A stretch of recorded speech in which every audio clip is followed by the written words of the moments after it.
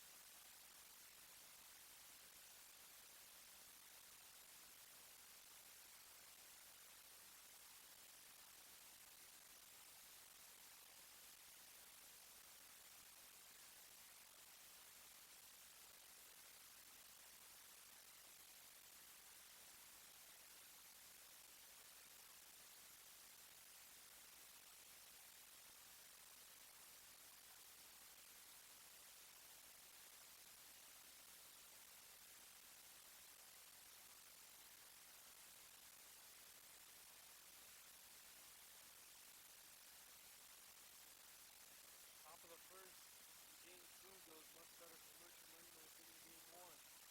Cody White putting up a scoreless first inning. Try to get the offense going against Charles Arant. Millen grounds first pitch for short. Throw on the run, played nicely with the first out. The throw across made by G. Filippo. In the second straight game, Jack Millen starts the bottom of the first with a ground ball to short. Charles Arant, the 19 right-hander out there for St. Joe's, wearing number 10. Senior from Bayport, New York. Ralph takes one on the outside corner. 0-1.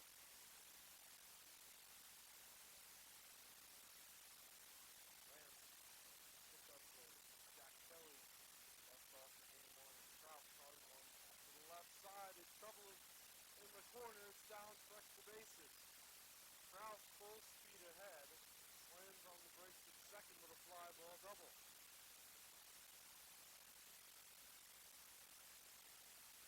Trout, who's flied a couple of balls foul to the left side of game 1, keeps that one in fair territory. With his first base hit of the doubleheader.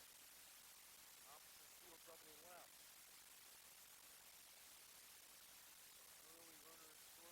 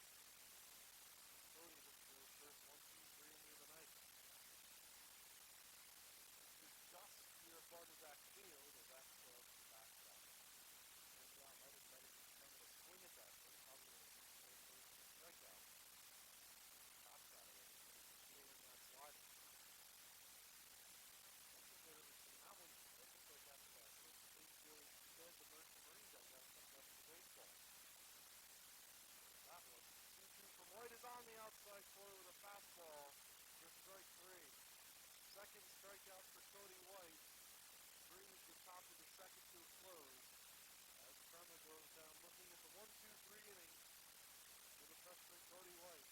No runs, no hits, no errors nonetheless through 1.5. We are still scoreless here on the USMMA Massachusetts Sports Network.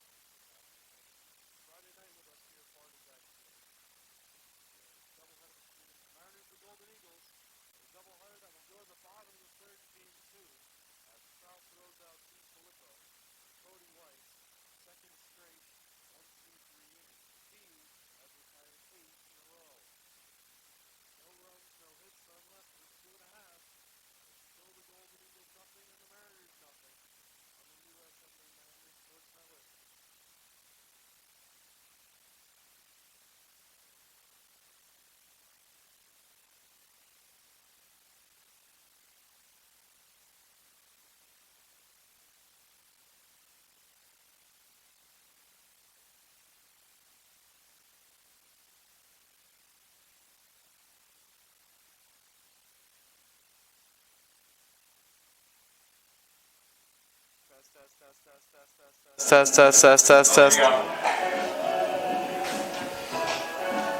Works now. All right, I don't know. Oh, it was this. Did I make that lower earlier? I might have. Yes, you did. There you go. Did you just move that? Yes, I did. I moved that up too. So sorry you were out the last 2 weeks. Just say we apologize for the technical difficulties. All my stories that I told you between meetings. Sorry about that, bud. That's all right.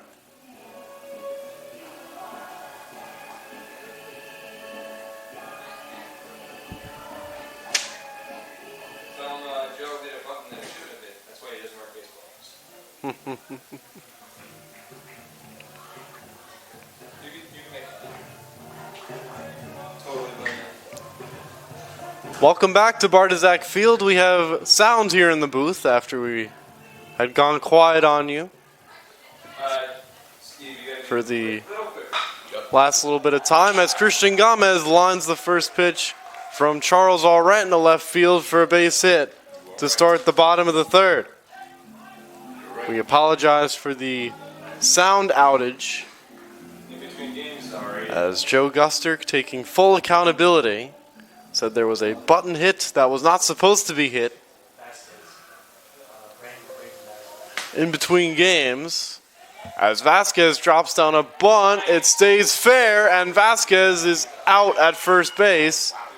A successful sacrifice moves Gomez up to second. 1-3 sack line. So Gomez now in scoring position, carrying the go-ahead run. So to update you, since we last spoke after I was on mute for the first 2.5 innings, Cody White and Charles Allrent have been on their game so far after a 15-4 game one that saw St. Joe's take it easily. Cody White has delivered so far. The first three now is offense trying to get him some run support, and that's down to Jack Millen for ball one. So Gomez picked up the Mariners' second hit. Vasquez able to bunt him over. 1-1 to Millen is low and away. 2 balls and a strike. Charles Allrent, this is the third appearance he has made against the Mariners in his career. The first two were both as a freshman in 2022, as Millen takes a strike on the outside edge. Allrent in 2 previous appearances against Merchant Marine. He had 1 in relief on May 13th, where he went 2 innings, 5 hits, 5 runs, 4 of them earned, as the 2-2 to Millen is pop foul. The other one, on May 15th, started, went 5 2/3, 8 hits, 4 runs, all of them earned, 2 walks, 6 strikeouts. So it's the first time he has seen this Merchant Marine squad in 3 years. He's even on Millen, 2 balls, 2 strikes, with Gomez carrying the lead run at second. And Jack flies one into left center field. Hackle over, puts it away. Gomez bluffs. He stays put at second. Millen retired for the second time in game 2. And the inning is in the hands of Landon Trout, who doubled down the left field line his first time up, responsible for one of 2 Mariner hits.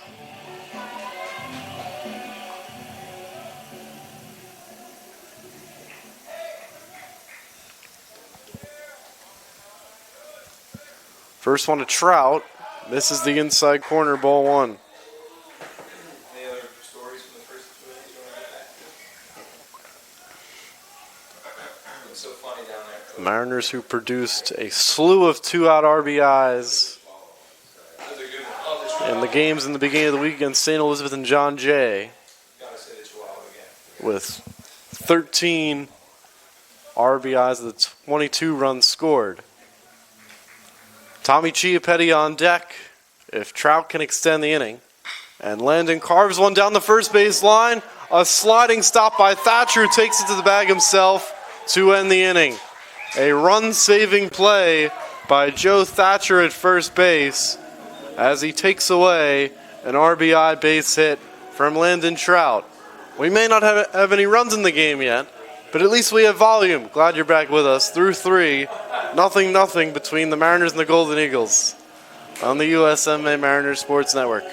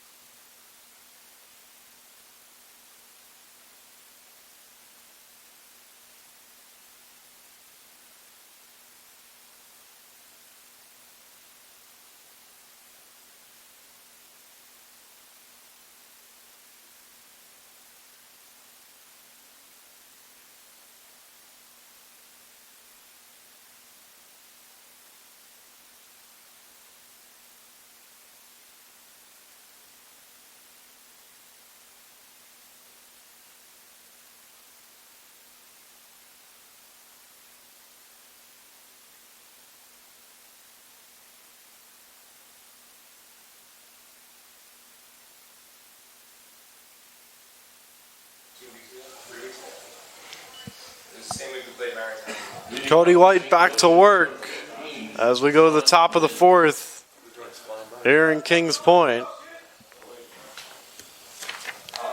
He continues his second go around the St. Joe's lineup with John Lynch do his second turn at bat, who check swings one foul up the first base line. 0-1. Lynch so far, over the first 3+ against White, is responsible for the only Golden Eagle hit, with a pop fly single into right field in the first inning.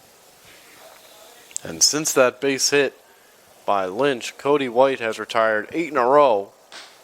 As the 0-1 to Lynch, a beautiful breaking ball drops on the outside corner. It's 0-2. Again, our sincerest apologies for not having volume for the first 2.5 innings. Glad we were able to work out the technical difficulty here at Bartizak Field. As Lynch pops one up left side, Millen toward the Golden Eagles dugout, as is Clapsaddle, who is not credited with the catch. The ball popped out of Clapsaddle's glove as he was on the ground. And on a Friday night where a lot of folks may be watching rounds 2 and 3 of the NFL draft, we get a good old catch or no catch situation, because in football no one still knows what a catch is. As it remains 0-2 to Lynch. He will get another life. I would not imagine Clapsaddle gets an error on that. That's a tough error to give on a ball that popped out of his mitt. The good old saying, he didn't survive the ground, as that's low and in. 1 ball, 2 strikes. It'll be Lynch, Thatcher, and Hoya. 2-3-4 for the Golden Eagles.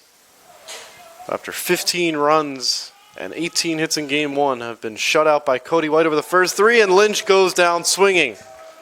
So it all works out in the end for Cody White after Clapsaddle couldn't reel in the pop-up. Number 33. White gets himself an extra strikeout as Lynch goes down. Number 33. It is the 3rd strikeout for Cody White. And now Joe Thatcher, who grounded into a fielder's choice his first time up 6-4. And Thatcher takes one that misses, I suppose, high. 1 ball, no strikes. Chiappetti with the right-hand hitter up, shades to the gap in right center. And Cody misses off the plate, 2 balls, no strikes. So now 9 in a row, retired by Cody White after Lynch's 1-out base hit in the first. The 2-0 skips in there, 3-0. So White, who has not walked a batter today, he is also not prone to walking many. Cody only 11 walks this season in 32 innings. And he yanks that one to the backstop, ball 4. And a heads-up play by Thatcher to hustle it out in case Clapsaddle had trouble picking that ball up. So that snaps the string of 9 in a row retired by White. And now Anselmo Hoya, who grounded out to third base his first time up. Number 11.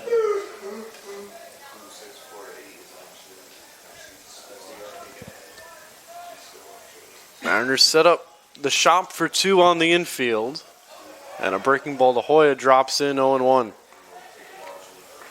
Mariners did not turn a double play in the opening game, but looking for one here with one out in the fourth. And a scoreless game as White checks in on Thatcher. He's back in there.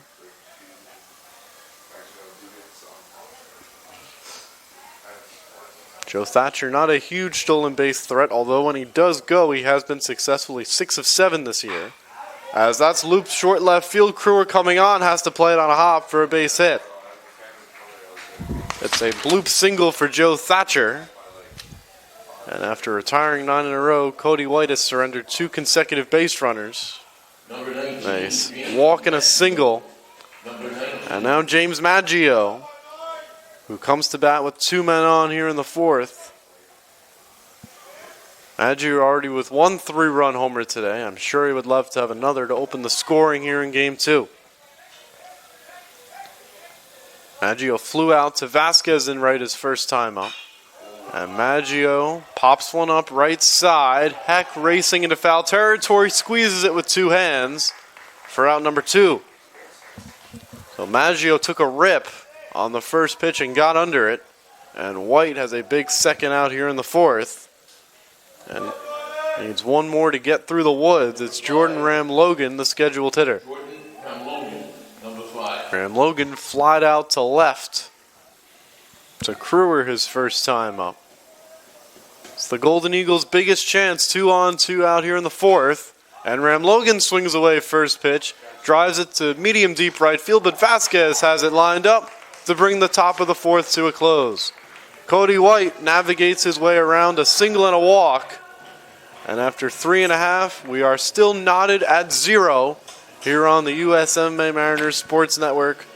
No runs, 1 hit, 2 left, no errors in the top of the fourth for St. Joe's.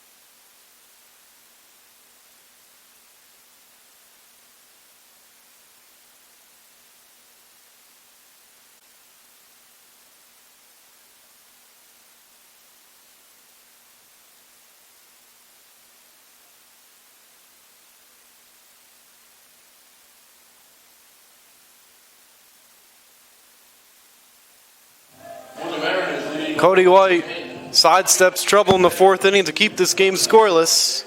Charles Arendt back to work against Tommy Chiappetti, who takes low in the dirt, ball 1. To start the fourth, George Whitbread back here with you. And after our mic outage in the first 2.5 innings, I have to retell an amazing story about Tommy Chiappetti, who takes low and away 2-0. During Chiappetti's first at-bat in Game 1 when we had the mic outage, had an answer to a long-awaited question. If any of you remember last year when a fan in the stands held their chihuahua up to the camera to get on the stream, wondered who it was. It looked like Simba being held up in The Lion King as Chiappetti takes a strike 3-1. Between games of the doubleheader, I have met said chihuahua as Charles Arendt, by working 1,000,000 miles an hour, is doing me no favors in telling this story, as the catch is made by Hackle on Chiappetti's fly ball for the first out. Between games, I had the privilege of meeting this esteemed chihuahua between games of the doubleheader. Belongs to none other than the man who just flew out, Tommy Chiappetti. 6-year-old Gino, the sweetest chihuahua in the world. If you are at the ballpark tonight, I recommend you head toward the stands. Look for a tiny little tan chihuahua. He is the sweetest little boy, Although I'm sure he's quite upset right now after Chiappetti flew out to start the fourth as Clapsaddle takes a strike 0-1. So there's my catch-up story for you after I was under the cloud of technical difficulties in the bottom of the first when Chiappetti first came up to bat. Clapsaddle, in his first at-bat while we were muted, struck out swinging as Allrance has a Mark Burley pace going to it right now. Is ahead in the count, 1 ball, 2 strikes. Mariners only 2 hits over the first 3 1/3 as Clapsaddle an emergency hack to foul that one off. It's 2-2.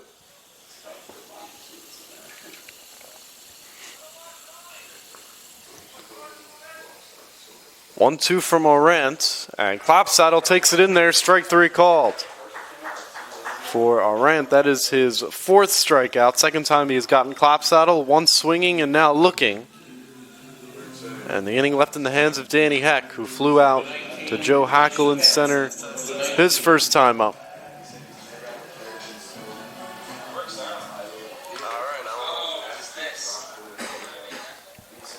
And Heck takes one just off the outside corner.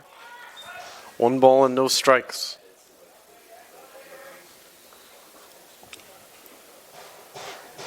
1-0 from Orant. Runs inside 2-0. Danny Heck, who has been on a power surge this year with 5 home runs, almost had his team tying 6th home run of the year in Game 1 as he flew out to the warning track in Game 1.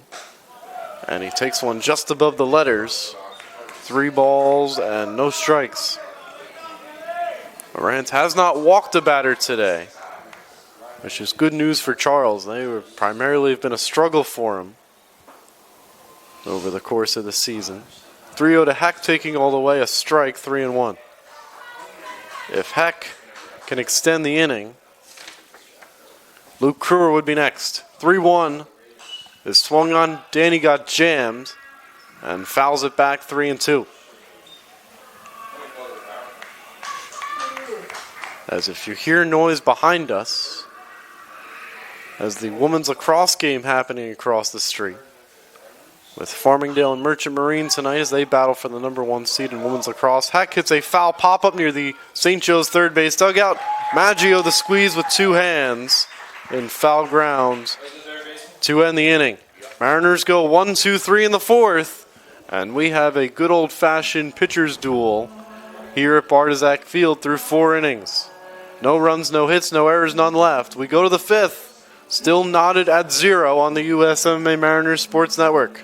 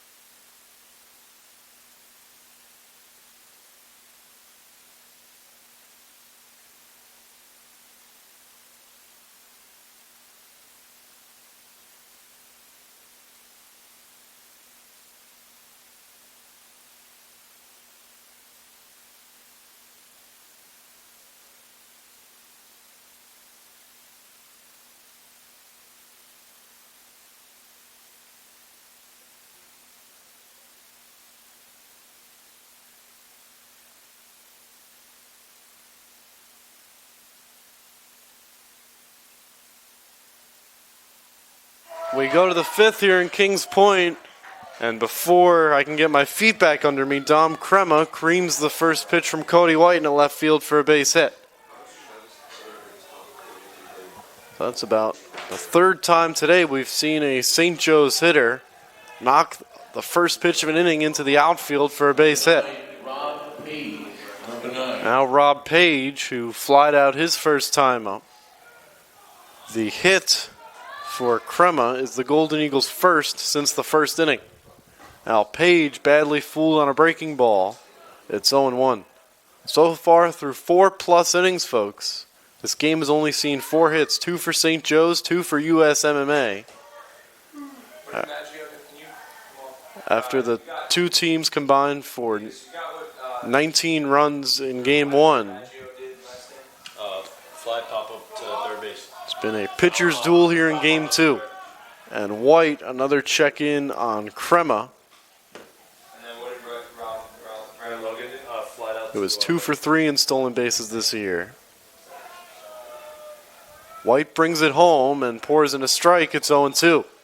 Remember, folks, this being the 9-inning game, in terms of tiebreakers, this is the more important game of the two. If the Mariners and the Golden Eagles were to end tied in record-wise this year, they would use this 9-inning game as the tiebreaker. It's a massive game for both teams. It's the 0-2 set to come to Page. Delivery by White. Missed possibly a little bit up for ball 1. As the crowd has increased here at Bartizak Field now on a Friday night, with several fans chowing down on ice cream, as in between games the Mr. Softy truck made a stop by Stepping Stone Lane. And the line was very large. I will report I was not on that line, as Page takes strike 3 called on the outside corner. That's a backwards K on Rob Page's line. And the third strikeout for Cody White, and Joe Hackle coming up. As to why I did not have any ice cream in between games of the doubleheader, this is when I will surprise all of you and tell you that I do not like ice cream, unless it is on waffles. But in terms of a regular cone of ice cream, I'm more of a cookie, brownie, and pie guy. What Cody White is not a fan of is throwing the ball into the right field corner and going from first to third successfully is Dom Crema.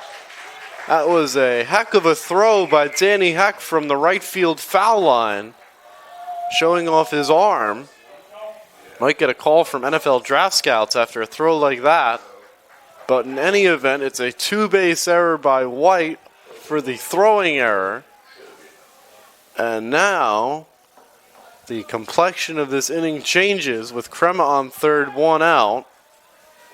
And the Golden Eagles a chance to steal a run.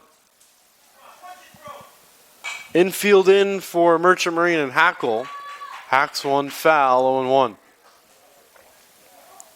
So for Cody White, who has been superb on the mound this evening, picks a really bad time for the throwing error, as Hackle looks to take advantage. 0-1 from White. Skips in the dirt, blocked by Clapsaddle, ball 1. For Cody White, that is his first career error.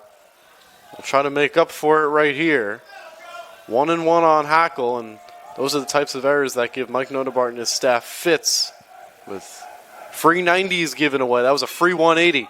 As Hackle flies one to center, here we go. Is the green light on at third base. Chiappetti makes the catch. Here comes Crema to throw the plate. A good throw is dropped by Clapsaddle, and Crema scores the first run of game 2. Chiappetti put it on the money from center field and up the line for Clapsaddle as well, but Garrett unable to reel in the throw. And Joe Hackle, with a sacrifice fly, gives the Golden Eagles a 1-0 lead. So Hackle, after picking up 2 RBI in game 1, has his third RBI doubleheader. Trout, a pickup on the short hop, and he is safe at first base. It's an infield hit for Mike DiFilippo.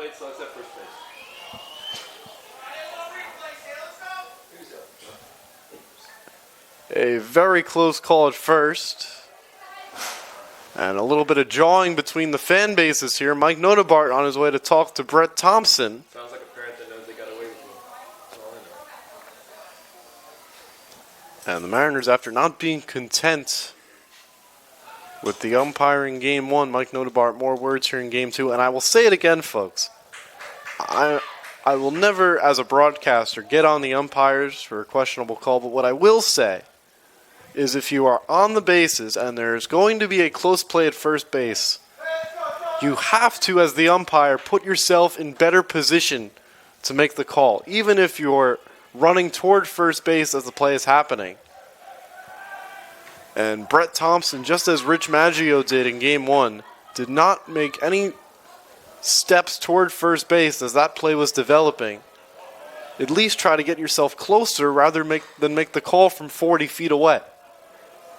So it's a 2-out single for DiFilippo, who stays put on the first pitch, and Lynch flies one deep to left field, right toward the line. It's a fair ball. DiFilippo gets the wave from third base. The relay throw by Trout to the plate on the money, and DiFilippo is a dead duck. See ya. 7-6-2 on the scorecard. Wonderful job by Luke Crewer getting that ball in, and Trout, a frozen rope to clap saddle at the plate to cut down DiFilippo to end the top of the fifth here in Kings Point.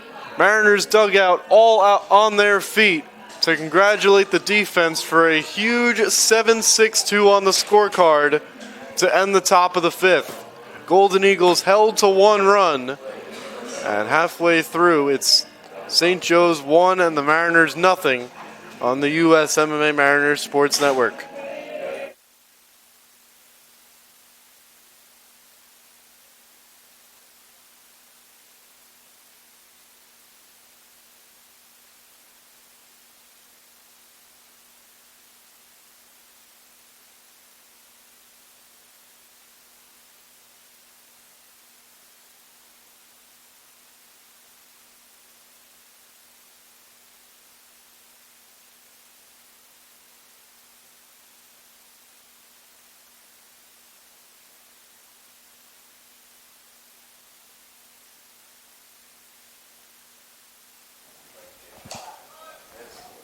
Tension rising in the stands here at Bartizak Field as we go to the bottom of the fifth.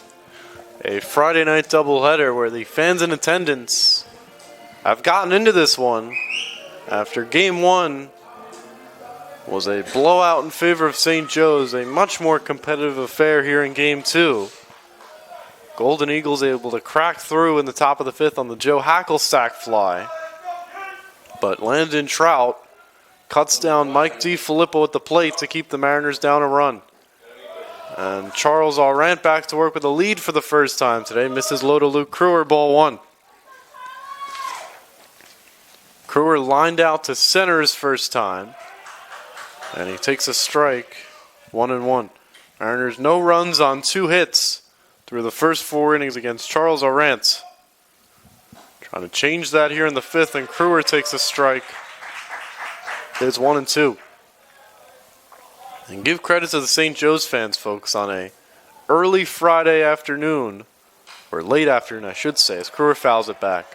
They made the trip from the Patchogue, and as a Long Islander myself, I can imagine that driving in Nassau County on a Friday is no fun.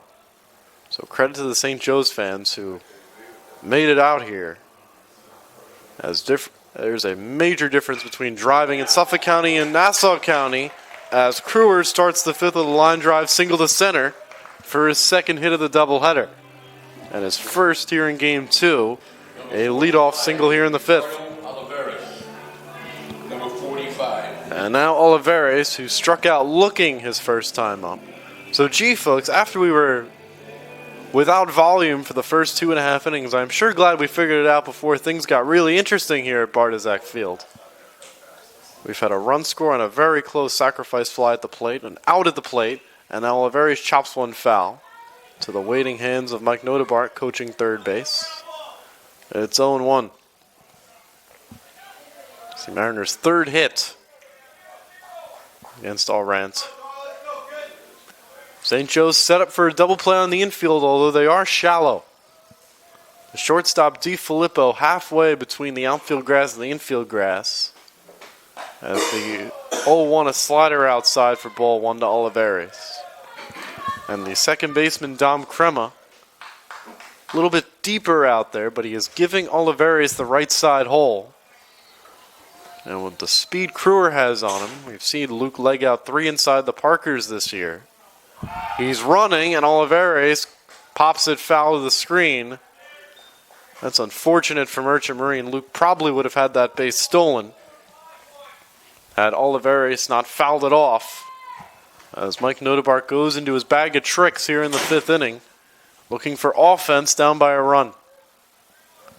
Olivares, a tough man to strike out. Down in the count here, 1 ball and 2 strikes. See if Kruger gets the green light again. He starts and stops, and Olivares flicks another one foul to stay alive. Talking about how Olivares is a tough man to strike out. He's only struck out 14 times this year coming into the doubleheader.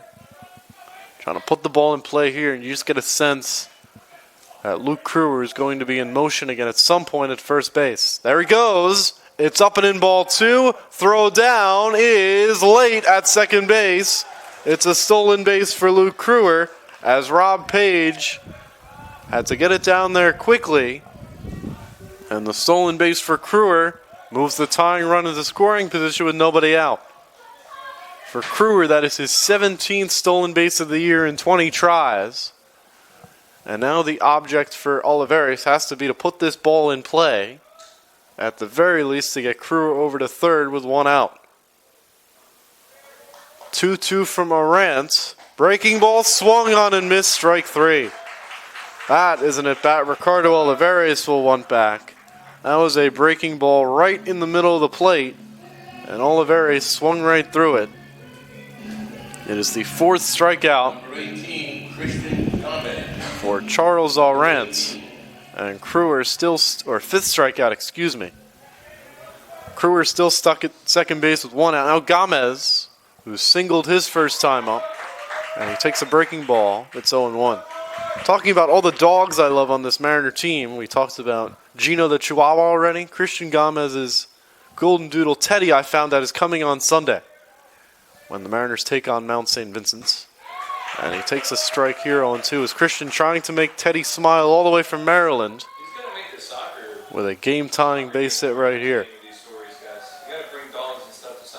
And from what I was told from the Chiappetti family, it sounds like Mr. Gomez will be back on Sunday to do more of his famous barbecuing. So if you were not planning on attending our doubleheader Sunday against Mount St. Vincent, you might want to now. Steve, I heard Mr. Gomez. As Christian Gomez's dad is a fantastic cook with both the hot dogs and the burgers. Gomez strikes out, swinging throw down on Kruger, and he is toast at third base. Second time today the Mariners have ended an inning with a strike him out, throw him out, double play. Kruger stole second but not third as he gets gunned down by Rob Page to end the 5th.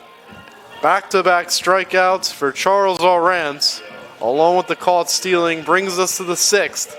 It's 1-0 St. Joe's on the USMMA Mariners Sports Network.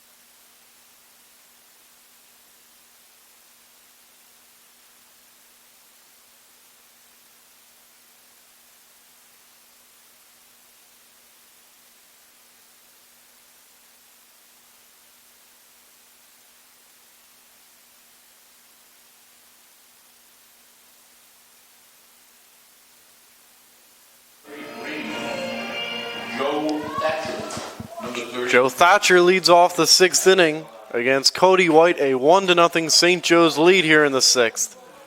And White has to soldier on and keep this game right where it is. George Whitbread back with you, and Thatcher takes a strike. It's 0-1. We get a hello from the #1 Mariners fan, Aaron Lipinski, who threw out the first pitch on Tuesday night before the game against John Jay. As White pours in another breaking ball for another strike, it is 0-2. Mr. Thatcher is 0 for 1 with a walk today. 0-2 from Cody White. Is swung on and missed. He got him on the outside corner. So Cody White continues to hold up his end of the stick as he picks up strikeout number 5 for the first out of the 6th now. Anselmo Hoya, who is 1 for 2 with a base hit, as one of the 5 St. Joe's hits here in Game 2. First delivery, Hoya takes it right down the middle. It's 0-1. And if you're Cody White, nothing else against this high-powered St. Joe's offense to hold them to 1 run on 5 hits over 5 1/3 for the freshman is marvelous, as that's pounded foul 0-2. St. Joe's came into the day hitting .354 as a team. And Cody White has made them look anything but like the 3-time defending Skyline champs, at least in terms of offenses. And Anselmo goes down looking on 3 pitches. Back-to-back strikeouts for Cody White. He has 6 on the night as Hoya goes down looking. And now he'll try to strike out the side against James Maggio, who is 0 for 2 with 2 fly balls to right. St. Joe's, after their 15 runs, as that's outside ball 1, after their 15 runs in Game 1, have now scored 340 runs this year before the 1 run here in Game 2. So some quick math for you. That is 340 runs in 32 games. That is 10.6 runs per game. And Cody White has held them to 1 run over 5 2/3 here tonight, as Maggio has a fastball thrown right by him, 2-1. And for what it's worth, folks, this game could very well still be scoreless. The only run that came in the 5th inning, the sacrifice fly by Hackle, Clapsaddle dropped the throw at the plate. Otherwise, Crema might have been thrown out as a wave and a miss on a breaking ball. It's 2-2. So the Mariners may have not had a lead in today's doubleheader at any point, but you've seen a lot on the mound from this freshman Cody White, and you got a nice little surprise from Charles Callahan, who put together 2 scoreless innings in Game 1. And Maggio strikes out swinging. Cody White is fired up coming off the mound as he strikes out the side in the 6th. No runs, no hits, none left. 7 strikeouts for the freshman right-hander from San Diego. We head to the bottom of the 6th. Mariners will need to try and get their freshman some runs. We'll be back in a moment in Kings Point.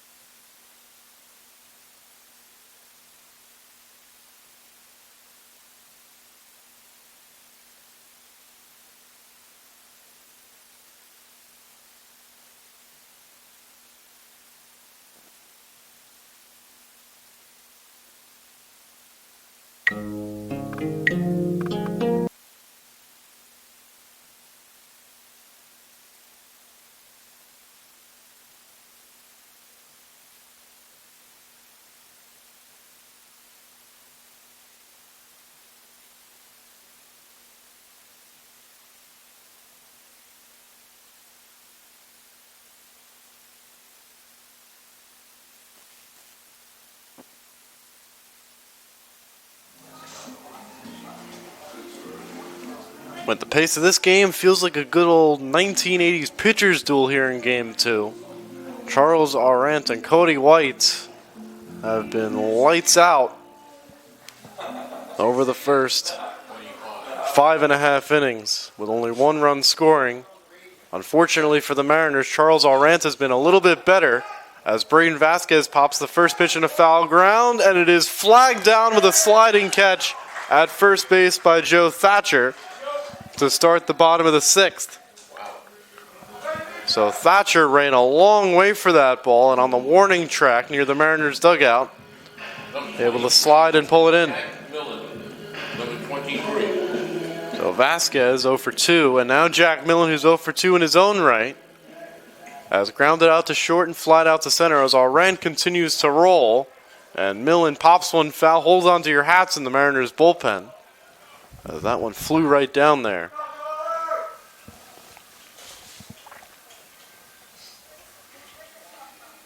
Arant continuing that rapid-fire pace, and Millen pings one foul. No balls, 2 strikes. Arant today, 6 strikeouts, only 3 hits, no walks over 5 1/3. Came in with a 4.2 ERA as Millen takes down 1 ball, 2 strikes. Arant making his 4th start of the year, and he has been on point. The 1-2 coming to Millen. A breaking ball drops in, strike 3 called over the inside corner. 7 strikeouts for Charles Arant, the senior from Bayport, New York. Number 1. His best outing of the year. He has a season high 7 strikeouts. And still going on strong here with 2 outs in the 6th. Now Landon Trout, who's been one of the few Mariners to solve Arant today. He is 1 for 2 with a double and a ground out to first, which saved a run. Joe Thatcher, who made a nice play to start this bottom of the 6th, robbed Trout of an RBI single his last time up with that sliding play at first base. 0-1, hit on the ground right side. Right there is Kremer waiting for it, and he throws out Trout to end a 1-2-3 bottom of the 6th. No runs, no hits. We go to the 7th, Cody White. More important work to do. We'll try to keep the Mariners down only by 1 on the USMMA Mariners Sports Network.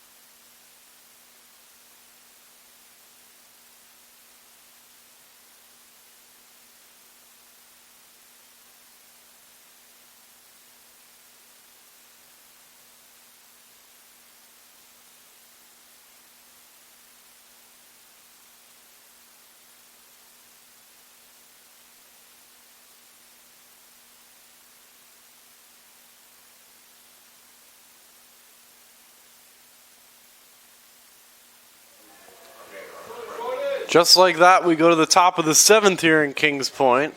And Cody White was ready to deliver the first pitch until the first base coach for St. Joe's was late to the party, and he did a mad dash behind home plate before White delivered his first pitch. Jordan Ram Logan leads off the 7th and takes the strike. It's 0-1. Ram Logan is 0 for 2 with a couple of fly balls. Millen knocks down his hot shot and has no play. Believe that'll be the second error on Millen in the doubleheader, allowing Ram Logan to reach. I thought Jack Millen would have had time to recover and throw Ram Logan out, but against Jordan's speed, Millen able to possibly think better of it and put that one in his back pocket. Now Dom Kremer, who singled and scored the game's only run in the 5th on the hackle sack fly, and that's bunted at and missed 0-1. Kremer singled and advanced to third on the 2-base throwing error by White. And then Hackle hit the fly ball to center to score him. That run in the 5th was earned, by the way, because of the double later in the inning by John Lynch, as that's outside ball 1. And meanwhile, on the other side, the senior Charles Arant pitching the game of his year with 6 scoreless innings And I would be shocked if he is not out there for the bottom of the 7th. Stopping and starting at first is Ram Logan. It's 1-2 to Crema. Jordan Ram Logan with 23 stolen bases this year. See if he gets the green light from Tom Caputo. As Crema swings and misses, strike 3. The strikeouts keep on coming from Cody White, who's now up to 8. He is 1 away from tying his career high that he set against Manhattanville on April 6th. Number 9, Rob Page. Now Rob Page, the catcher. And if you're Tom Caputo, I'm sure you would love an extra run at the speedy Ram Logan. Pitch taken for a strike. Ram Logan goes. The throw goes into center field. Backed up nicely by Chiappetti.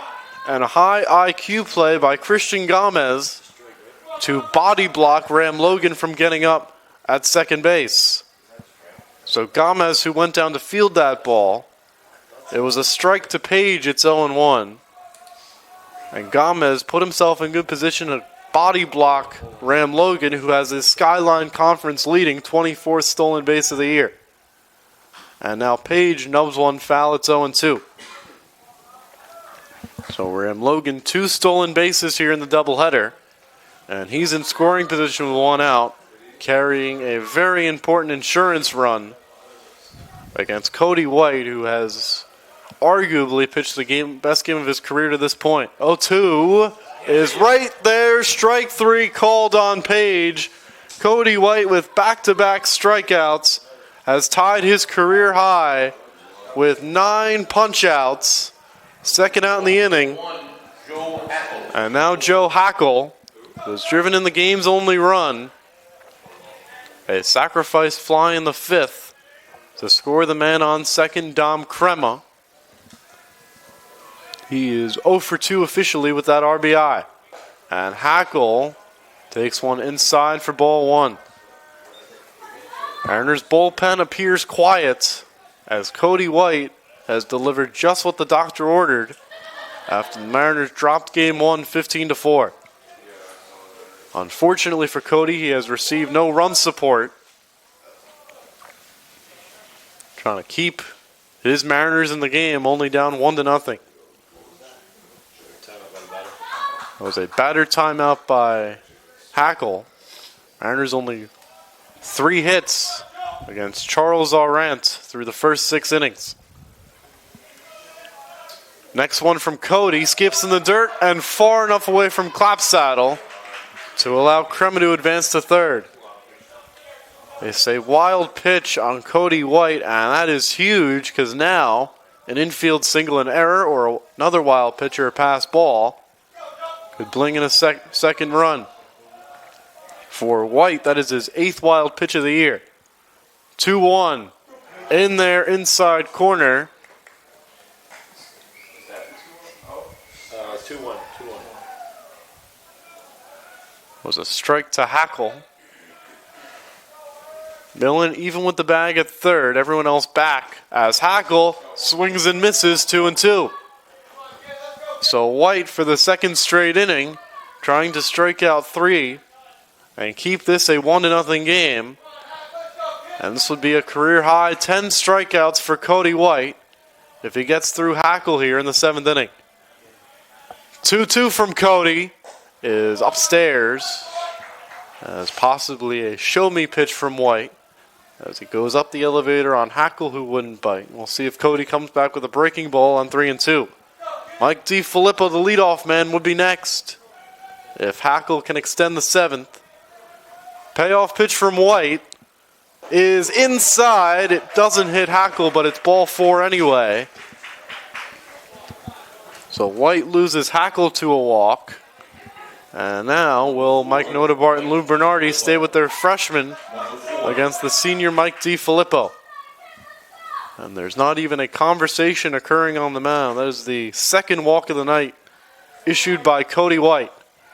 And a potential great game-breaking situation right here for the all-Skyline first-teamer a year ago, Mike DiFilippo, who takes a strike on the outside edge. 0-1. So how do you like this? The freshman Cody White against the well-seasoned senior Mike DiFilippo, who's been with St. Joe's for all 3 of their consecutive championships. A big spot here in the 7th. And that's off the plate for ball 1. You wonder if Tom Caputo goes into his bag of tricks here. If he'll send Hackle from first, and then Crema on third if he would make a break for the plate if Clapsaddle throws down. 1-1, Hackle starts and stops, and it's low. 2 balls, 1 strike.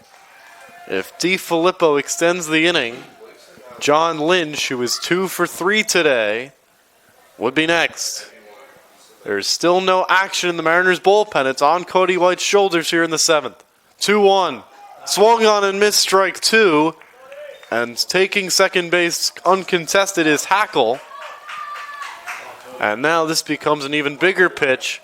A base hit by DiFilippo could plate 2.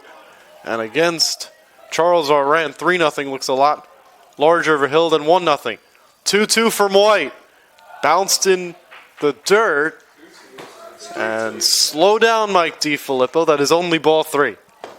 As he tossed the bat away, thinking that is ball 4. But I suppose a man who wears number 4 in his back gets a little excited for ball 4 more than others. So how do you like this for high drama? Mariners trying to hold their lead over St. Joe's with a 1-game lead in the standings. And Cody White needs to make the biggest pitch of his collegiate career right here. As a quick step off, he looks Hackle back to second. Golden Eagles lead it 1-0. We're in the 7th. 3-2 from Cody White to Mike DiFilippo. Cody, the long hold at the belt, brings home the 3-2, and it's swung on and missed. He got him with a 3-2 breaking ball. A career-high 10 strikeouts for the freshman Cody White, who gets a hug from his catcher Clapsaddle coming off the mound. Cody White has delivered just what the doctor ordered over 7 innings for Merchant Marine. However, the Mariners still on the wrong end of the stick. Down 1-0. It's time to stretch here at Bartizak Field on the USMMA Mariners Sports Network. Who was it? White? Not White. Is there a White on your team? Lynch? No. Okay. There's Robertson, Cowell. What's his last name? Daly. Daly was doing what you were doing, Cole. Yeah. Lutz was doing yours. You're better than Lutz. I'll tell him that. You can tell him I said that. Copeland, I don't know how you're doing. I'm sure you're doing fine. Thanks, kid.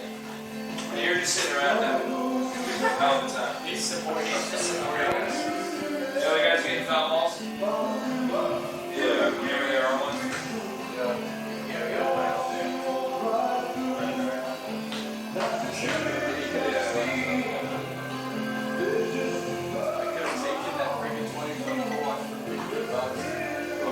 I didn't have to run the game on game. So we'll screw a watch up good. He texted me. We go to the bottom of the 7th here in Kings Point.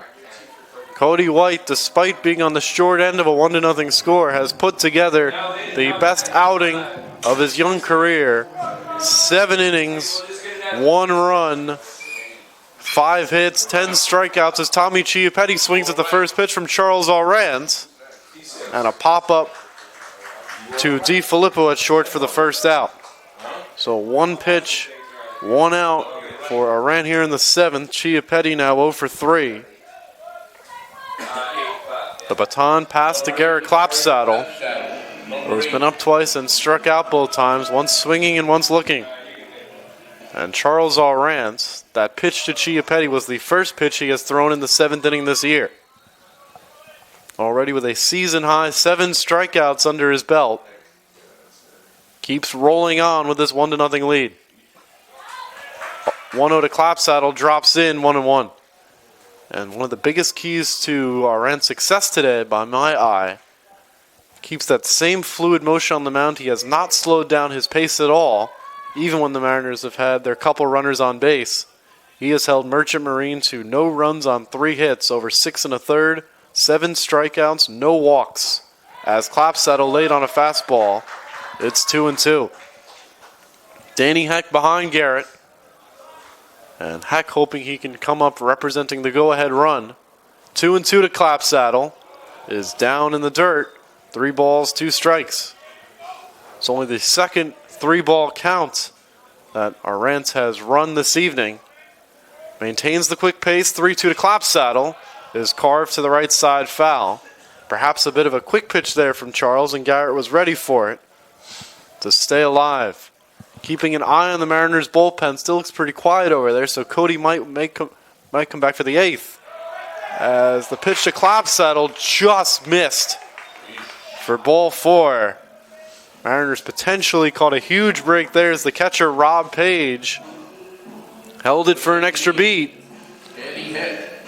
And now Danny Heck will get that chance to come to the plate representing the go-ahead run. Danny is 0 for 2. He has flied out to center and popped up to third in foul territory. And it's ball 1 from Arantz. So coming off his first walk of the night, Charles falls behind Heck. 1 ball, no strikes.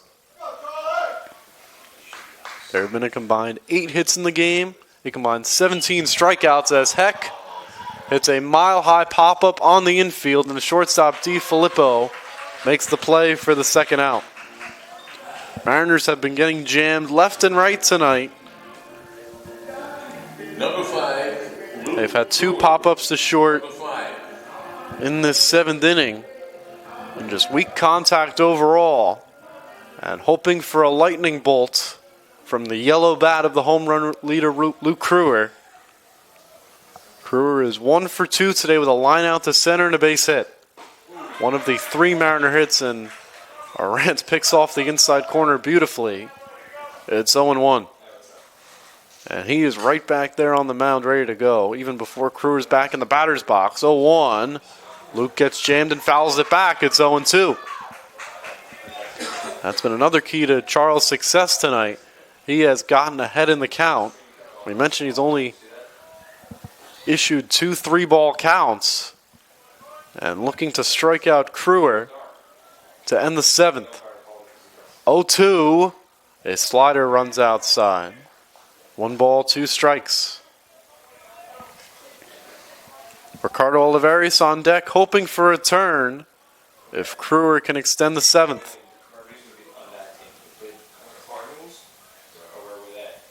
Arantz the long hold. The 1-2 is swung on, hit in the air to center field. Joe Hackle hardly has to move, and he makes the catch to end the inning. 7 shutout innings for the senior Charles Arantz. And the pitcher's duel continues here in Kings Point. No runs, no hits, 1 left. Through 7, it's still St. Joe's 1 and Merchant Marine nothing on the USMMA Mariner Sports Network. Cody White comes back out for the 8th when we return to Bartizak Field.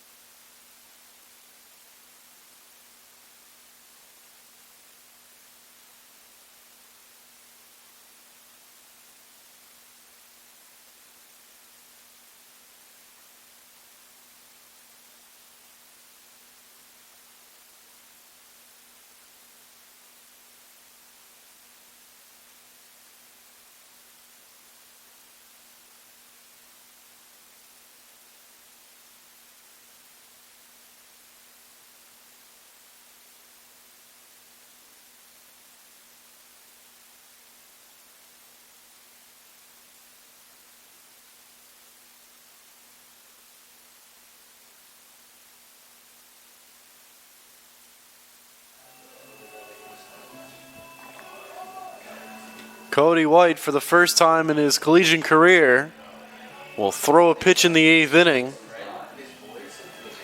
His first task will be John Lynch, the DH for St. Joe's. George Whitbread back with you.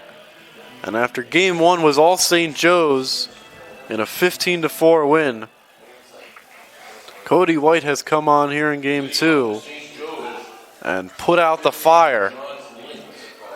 Only unfortunate part for the Mariners, Charles Arantz has been that much better through his 7 innings of work. And Cody's 95th pitch of the night is downstairs for ball 1. John Lynch has had the best swings against White tonight. He is 2 for 3 with a strikeout. Lynch hit the double in the left field corner where DeFilippo was thrown out at the plate to end the 5th. And how big does that play look with this game still sitting at 1-0? Lynch on the 1-0, pounds it back to White, knocks it down, and throws on to first for out number 1. So Lynch hit it hard, but right into the gut of Cody White, who stood tall to make the play for the first out. At 6'5", Cody White used all his body to body block that one. Now Joe Thatcher. And with that put out, Cody White now 7 1/3 innings deep. This is now the longest outing of his freshman career. Thatcher, who's made a couple of nice plays with the glove tonight, takes a breaking ball, a strikeout, and a slider right on the outside corner. And White not slowing down his rhythm at all. Fires the 0-1, and it's on the outside corner, 0-2. That's been the theme to these two pitchers tonight. White came into this inning with 94 pitches. This will be his 98th of the night to Joe Thatcher, and it's off the plate, 1-2. Neither Thatcher or Arendt have really been knocked off their rhythm. There have been no mound visits. It's just been two excellent hurlers putting in their work on the mound. That's popped into center field. Chiappetti over to his right. Picks off the fly ball from Thatcher, 2 men down. And if Cody White retires Hoya quickly here, do you send him back out for the 9th? And Selma Hoya tonight has one of the 5 St. Joe's hits here in Game 2. He is 1 for 3. He's also struck out once, one of White's 10 strikeout victims. Cody's previous career high was 9 against Manhattanville on April 6th. Cody also took the loss in that one after giving up 4 runs in the 6th inning, hoping his offense can get him off the hook in the bottom of the inning. As that runs high, Cody now at 100 pitches on the night. It's 2-0 to Hoya, who, if he reaches, James Maggio would be next. White's 2-0, runs downstairs, ball 3. And you wonder, north of 100 pitches now, if Cody's starting to run out of steam a little bit. First time he's fallen behind, 3-0 tonight. And he misses badly for ball 4. And we'll see if anyone comes out to take Cody's temperature after the 4-pitch walk to Hoya. And there will be no mound visits. Klapstadel stays behind the plate. Pitching coach Lou Bernardi stays in the dugout. So what does this tell you about the confidence that Garrett Klapstadel, Mike Notebart have in the freshman Cody White? Mike Notebart popped out of the dugout for a moment, not sure what that was about. There's people hitting in the cage. As he was looking over at the St. Joe's side of the field. And based on looking over there, I believe we'll tell you about the first pitch. First skips in there and goes to the backstop, and that's enormous as Hoya goes down to second. Second wild pitch of the night on Cody White, his 9th of the year. And the reason I've discovered Mike Notebart popped out of the dugout, there were people hitting in the batting cage for St. Joe's, which you are not allowed to do in-game. And Mike Notebart, Johnny on the spot, able to alert the home plate umpire, Rich Maggio. And this may be the last time we see it tonight, folks. The batter, James Maggio at the plate, and Rich Maggio behind the plate umpiring. And Cody White looking to get one more big out here in the 8th. He's thrown 5 straight balls. The 4-pitch walk to Hoya, and then the wild pitch. And Maggio, who had a big game in Game 1 with the season-high 4 RBI, trying to pick up Hoya from second with 2 out. 1-0 from White after the mound visit, and it's low again. 2 balls, no strikes. There is some moving around in the Mariners bullpen down the right field line.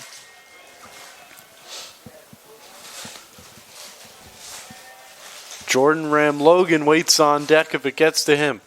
2-0 from White. Swung on, hit on the ground left side. Millen fields, fires on the run in time to end the inning. 8 innings for Cody White and only 1 run allowed. Superb work from the freshman Cody White, and if that is his last pitch of the night, what a pitch it was to get James Maggio to bounce out. Mariners are still very much in this game, looking for some offense against Charles Arrant. We go to the bottom of the 8th. We'll be back in a moment on the USMMA Mariners Sports Network.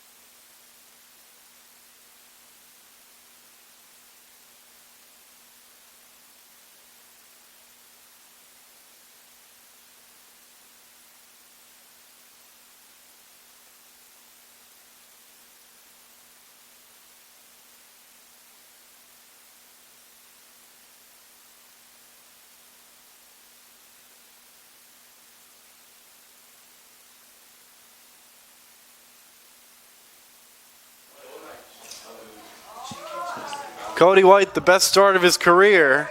Mariners will try to put him in position to win the game as Charles Arrant goes back to work. For the bottom of the 8th, Arrant only 83 pitches needed to get through 7 innings. He has shut out Merchant Marine through 7, only allowing 3 hits and a walk as Olivares takes low ball 1. Ricardo has been up twice and struck out both times. Lewis and Serra, who I apologize, forgot to mention, came in for defense last inning for Christian Gomez, is on deck. And Olivares takes low 2-0. Keeping an eye on the Mariners' bullpen. Do not see anyone throwing in there, so it might be Cody White's inning in the top of the 9th. Hoping to have a lead or at least a tie game.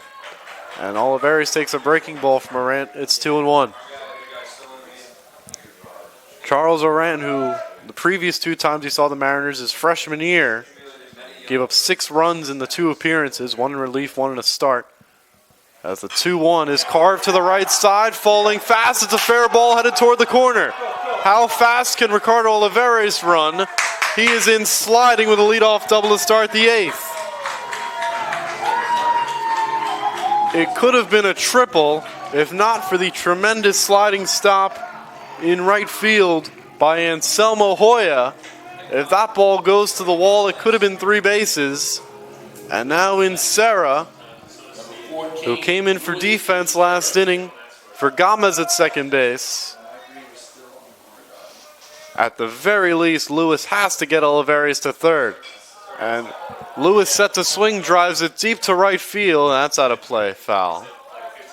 And the first baseman, Thatcher, is playing way in at first base. We saw this with Manhattanville back on April 6th. When a play they were looking for a bunt, they brought their first baseman all the way in.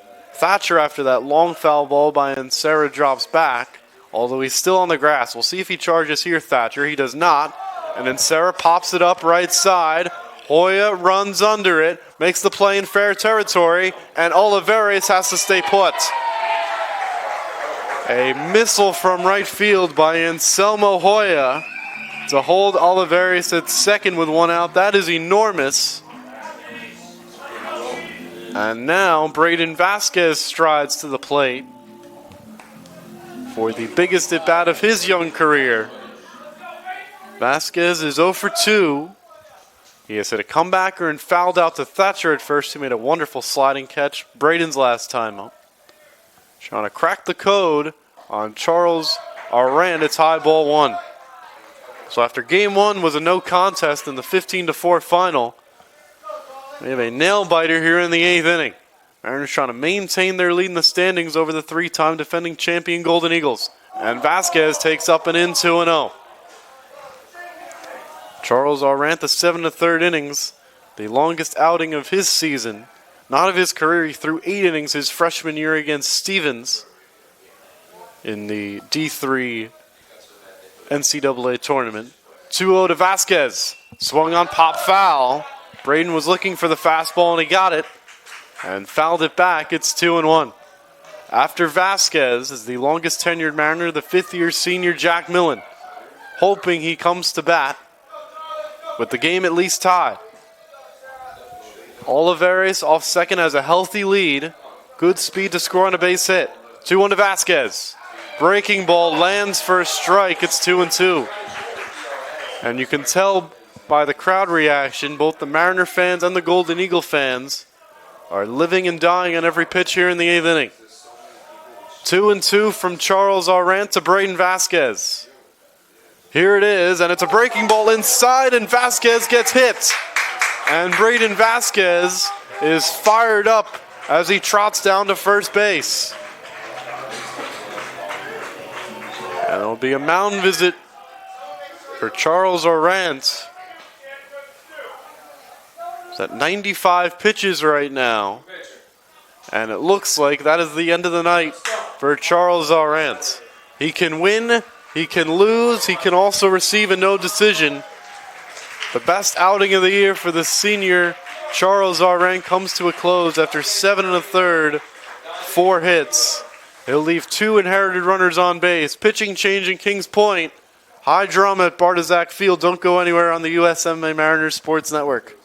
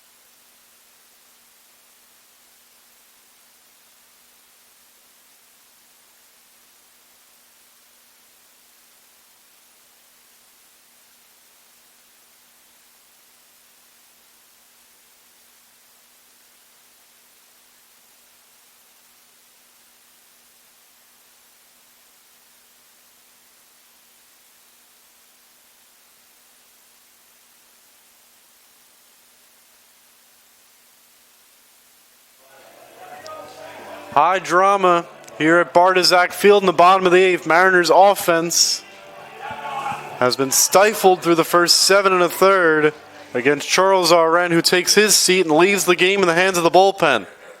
The senior number 21, Dante Morabito, the Medford, New York product, takes over, protecting a skinny 1-0 lead. And Jack Millen, the batter, who takes a first pitch strike, 0-1. Jack is 0 for 3 in game 2. He's grounded out to short, flied out to center, and struck out looking. Dante Morabito last pitched against the Mariners last year. Got a 5-out save against him in a 7-2 Golden Eagle win. As Millen pops it up foul right side, and it is out of play. It did not get out by much, folks. The catcher, Rob Page, took the mask off. That landed on the greenery just beyond the protective netting here at Bartizak Field. The numbers on Morabito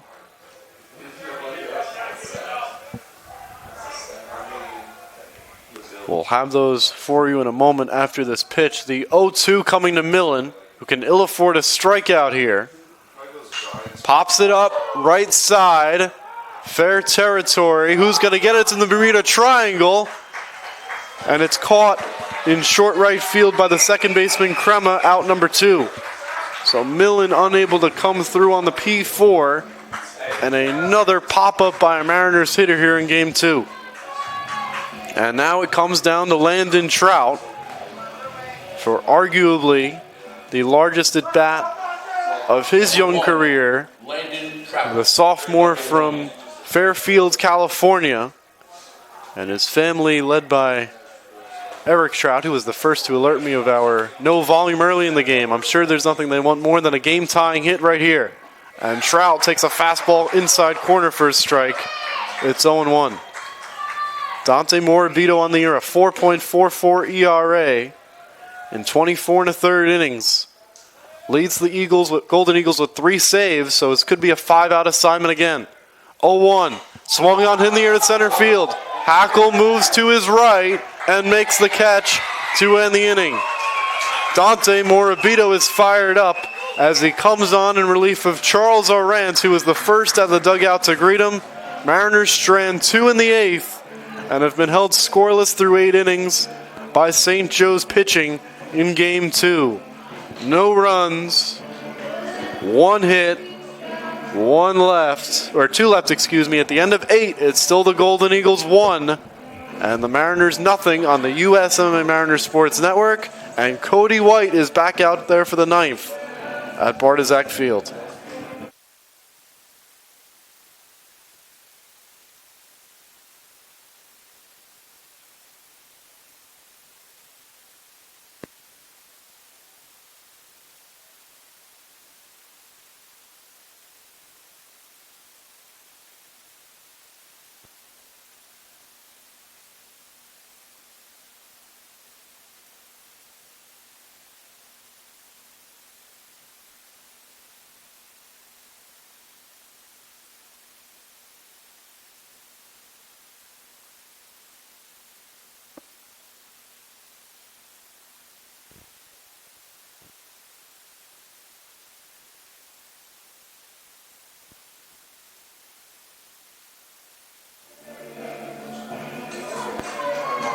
When Cody White woke up this morning, he had not thrown a pitch in the 8th inning in his collegiate career as a freshman.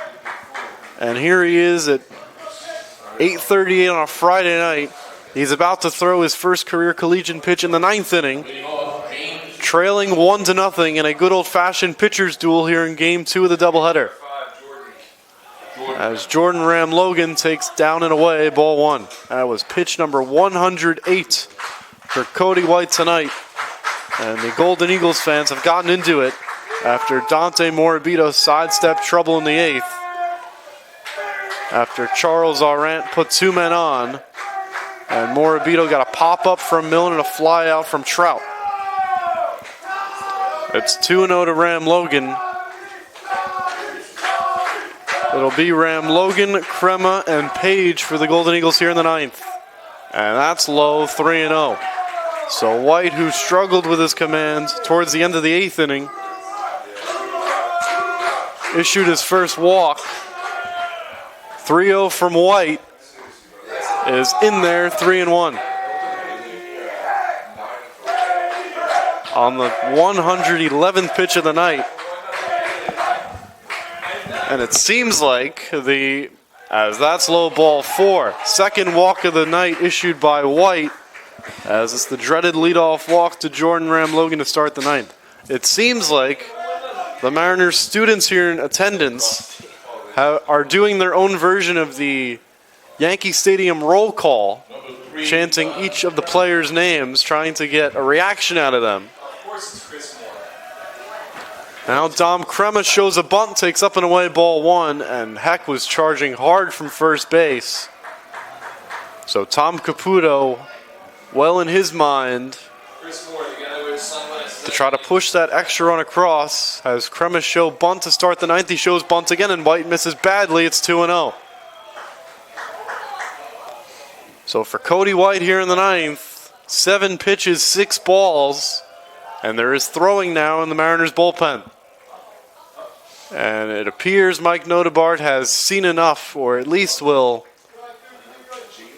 have a long conversation with White on the mound. It's very rare you see a pitcher get taken out mid-at-bat. We'll see what Mike Notebart wants to do. Cody White at 111 pitches will take his exit here in the ninth. He goes 8+ in the best outing of his young career. He's still on the short end of the stick with the Mariners trailing 1-0. Pitching change in Kings Point. We'll tell you about the new pitcher in a moment on the USMMA Mariners Sports Network.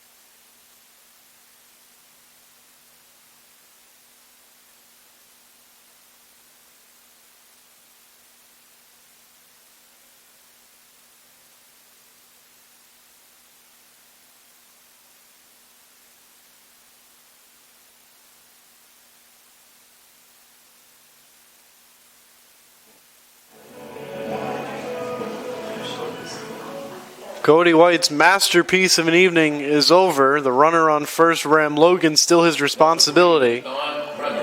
As Mike Notebaert goes to his closer, down a run in the ninth, Caden Pierce, who last pitched on Tuesday night to close out the win against John Jay. Reminder, it's mid at bat, so it's 2-0 to Crema, who shows bunt on 2-0 and takes low, ball 3. So Mike Notebaert, who took Cody White out at 111 pitches, mid at bat 2-0. Pierce in a pickle now. After throwing his first pitch for a ball, it's 3-0. Crema shows bunt. I'd imagine he pulls back, and he doesn't. He bunts on 3-0, and Pierce throws him out for out number 1. Just when you think you've seen it all, it's a sacrifice bunt on 3-0. So Crema gets the job done, and now it's Rob Page against Pierce. Number 34. Caden became the Mariners' all-time saves leader. Number 34. Back on April 12th against Purchase, or April 13th, excuse me. Caden a 3.77 ERA in 14 1/3 innings. 4 saves this year. We have a pitch hitter for Rob Page, so that may have played into the idea to bunt.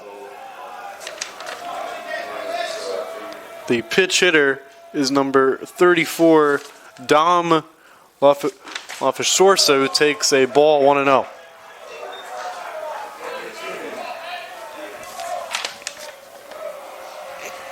As on my roster, he is listed as 16 and 34.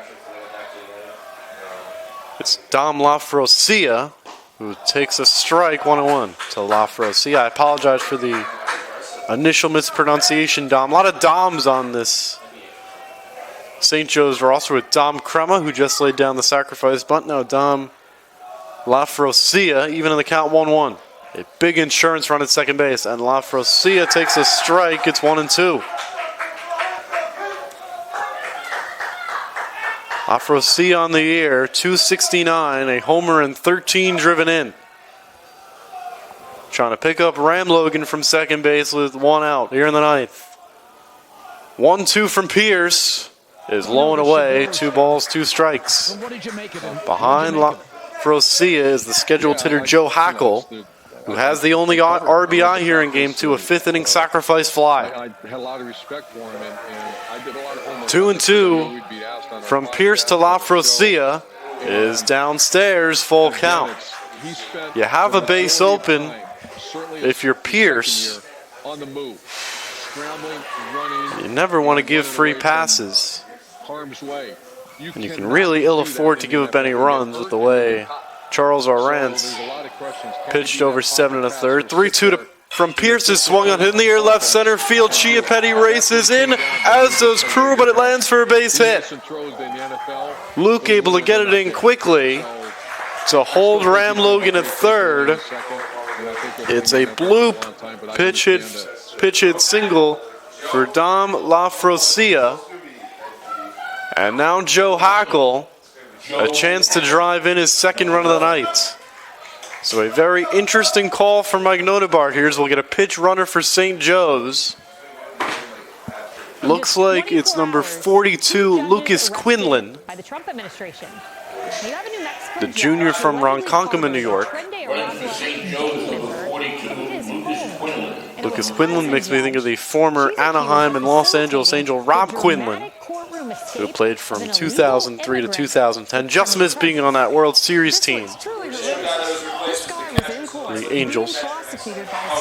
So now Hackle, domestic violence battery. He had beat up two people. he's driven in the only run tonight, and Pierce's first delivery swung on, hit in the air to left field. Kruger going back, and he pulls it in to make the catch. Ram Logan in to score the second run of the game for St. Joe's.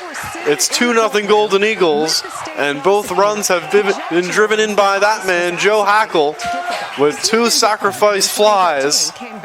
And the Golden Eagles do in fact get their insurance run. That run is charged to Cody White.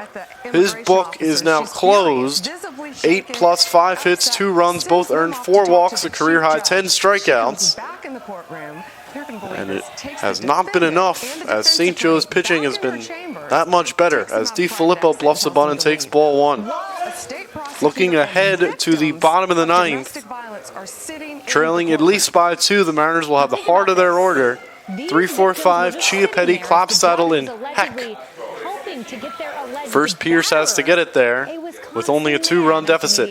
DiFilippo squares to bunt, and somehow Mike DiFilippo got out of the way for ball 2. Even more impressive than that, Klopsaddle was able to catch that ball. So have yourself a doubleheader. Joe Hackley has 2 RBI here in Game 2 after 2 RBI in Game 1. 4 RBI to the 9 spot tells you how deep the St. Joe's team is as DiFilippo pushes a bunt foul. 2-1. And he, quote, put his hand around the victim's neck. There is no action in the St. Joe's Long Island bullpen, so I believe it will be on Dante Morabito to try to get the 5-out save and secure a doubleheader sweep for the Golden Eagles. Hackle with his 4 RBI today in the doubleheader now is 14 for the year. 2-1. DiFilippo set to swing. He pounds it on the ground to short. Trout goes the long way to first and gets the hustling DiFilippo to end the inning. But St. Joe's scratches out a huge insurance run in the top of the ninth on the sac fly by Hackle. 1 run, 1 hit, no errors, 1 left through 8.5. It's St. Joseph's Long Island 2 and Merchant Marine nothing. Last licks for the Mariners to try to avoid a sweep on the USMMA Mariners Sports Network. And as expected, Democrats in Washington, they just echoed the mayor. This morning, the Trump administration's FBI, headed by Kash Patel, arrested a Wisconsin judge for simply standing up for the rights of immigrants. We need to demand the release of this judge and have due process and the rule of law. Senator Dick Durbin chimed in. He accused the Trump administration of, quote, testing the limits of our Constitution, this time by arresting a sitting judge for allegedly obstructing an immigration operation at the courthouse. Where's his concern about the violent illegal immigrant? And Senator Tina Smith added, quote, understand what this is.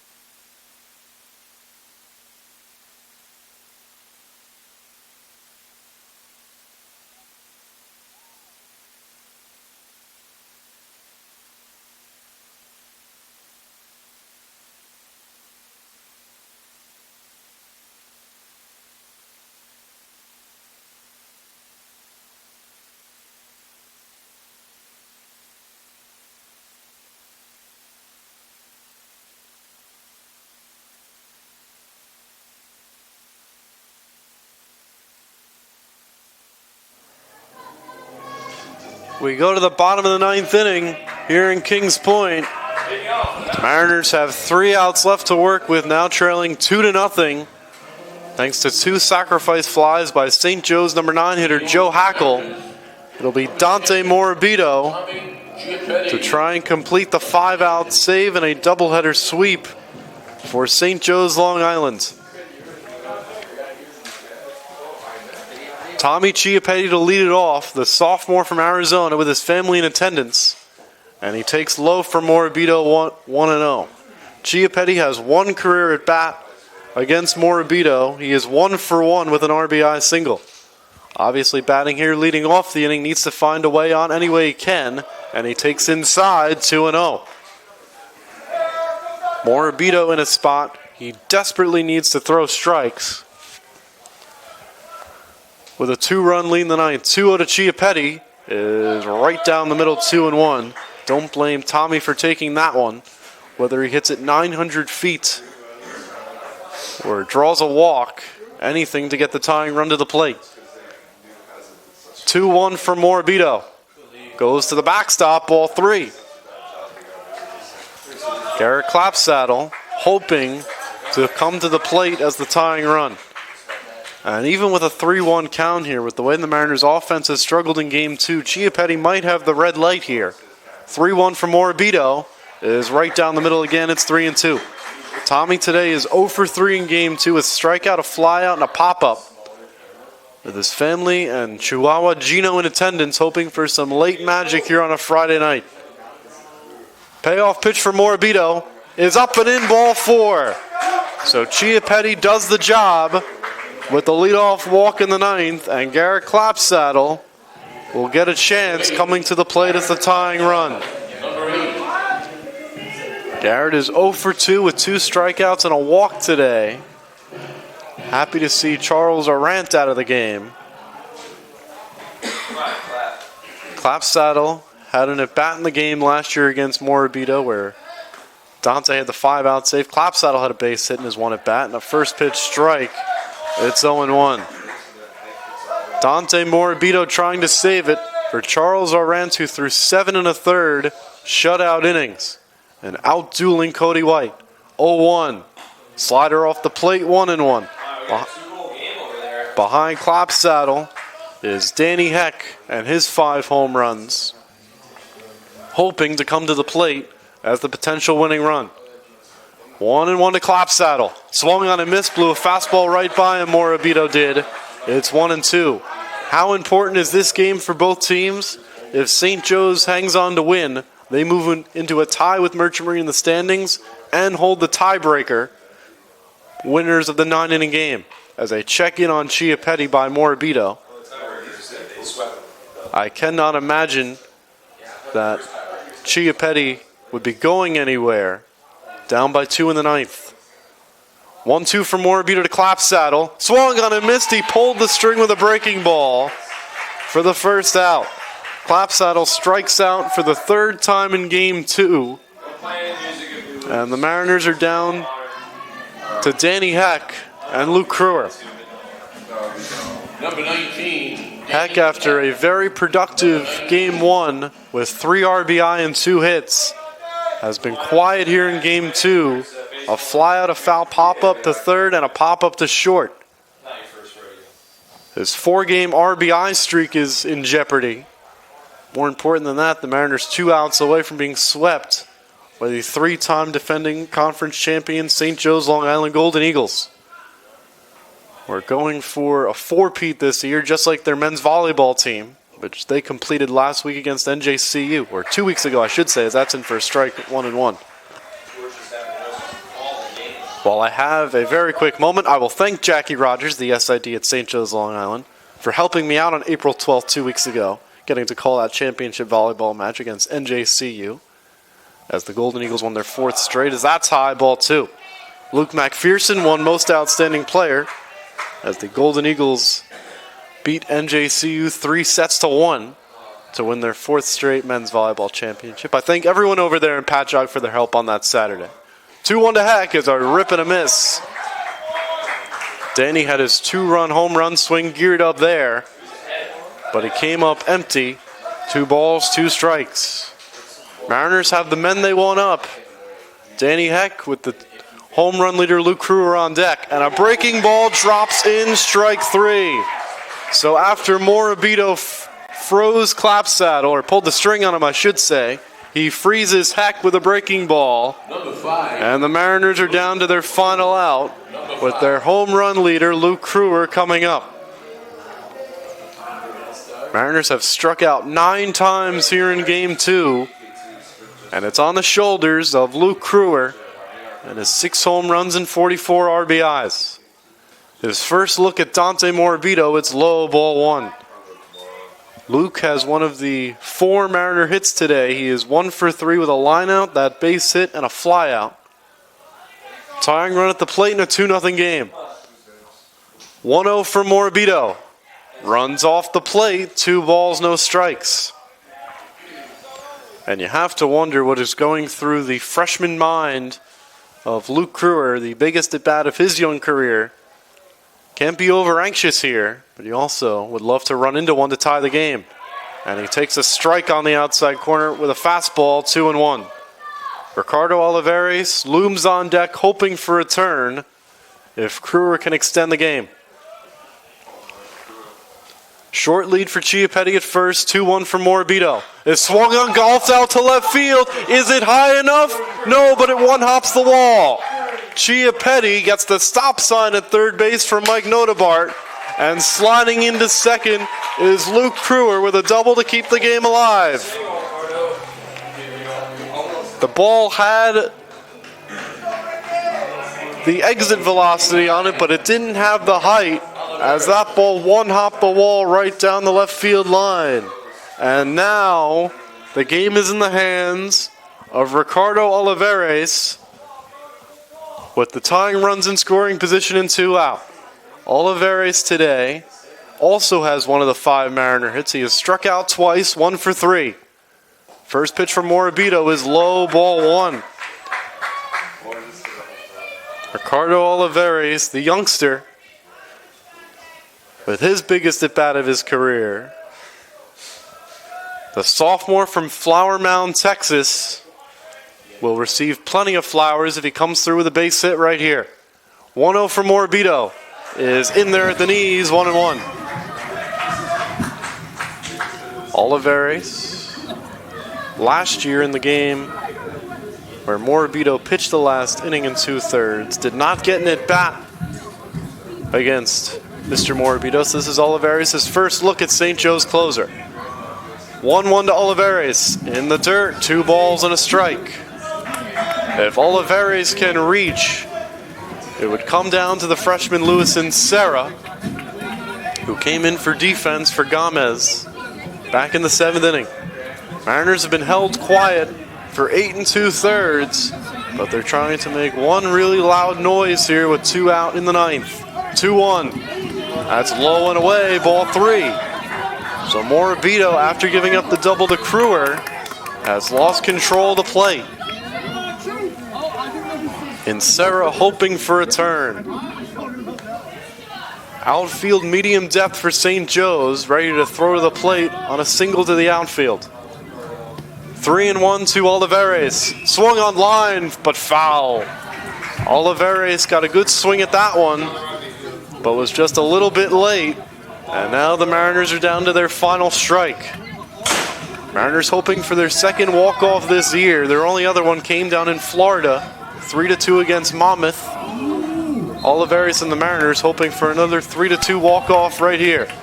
Payoff pitch coming to Olivares from Morabito. Is swung on a nub past the mound. Bobbled at second base. The throw is in time. In time at first base to end the game.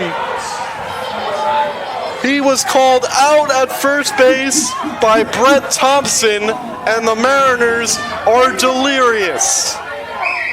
Mike Notebart is furious as the Golden Eagles celebrate. It for sure looked like Olivares had it beat out, and the entire Mariner roster is beside themselves. Ricardo Olivares has to be restrained by Caden Pierce. A really unfortunate ending to a sensational pitcher's duel here this evening. We had talked about positioning yourself as an umpire all doubleheader long. And in the biggest play of the game, Brett Thompson is 40 feet away from the play again. As that ball was hit to second base, he made no motion toward the plate, and Olivares is called out to end the game. After St. Joe's Long Island took game one handily, 15-4, a real gut punch if you're a Mariner fan, or even if you're a baseball fan, with that tough of an ending to a game. It was bobbled by Crema at second base. It looked like Olivares had it beat out. And you hear the fans beside themselves in the stands. We'll be back for the final totals in a moment as St. Joe's sweeps the doubleheader 15-4 and 2-0. We'll take a break in Kings Point.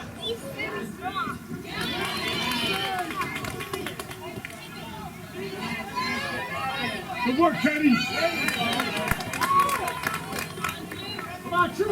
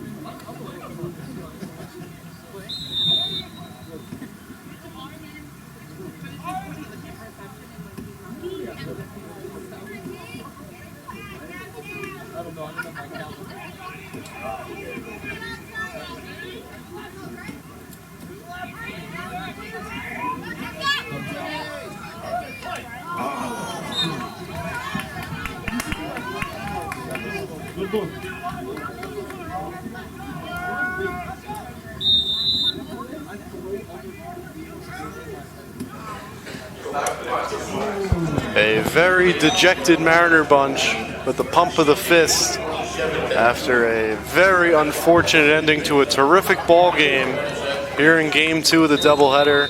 A good old-fashioned pitcher's duel between St. Joe's and the Merchant Marine Academy will be remembered for a very interesting call at first base by the bases umpire Brett Thompson.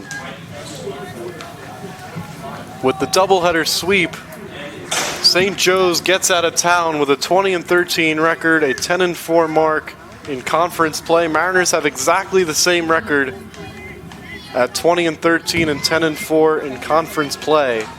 Ricardo Olivares, who is as calm and cool collected as they come, had to be restrained by Caden Pierce after the call at first base. For those of you interested, I am currently re-watching the last at-bat of the game. We'll get a replay of what happened over there at first base. But as I said multiple times during game one, when you are an umpire, you have to put yourself in best position to make the call. And with the most important play of the game, Brett Thompson stayed still as a statue and maintains his way 40 feet away. He did make a run over at the last second, but I will mention that he did stand right in front of Dante Moravito and was potentially screened.